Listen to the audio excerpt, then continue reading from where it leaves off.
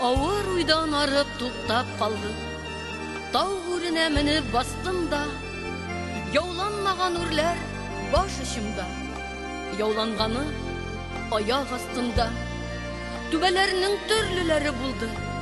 Көмеш дигәннәрем кар булды, алтын дигәннәрем чүп-чар булды, шатлык дигәннәрем зар булды.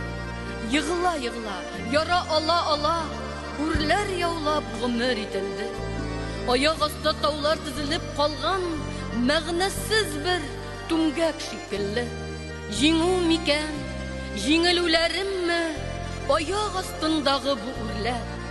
Бәхет микән, бәхетсезлек микән, үрләр яулап үткән гомерләр?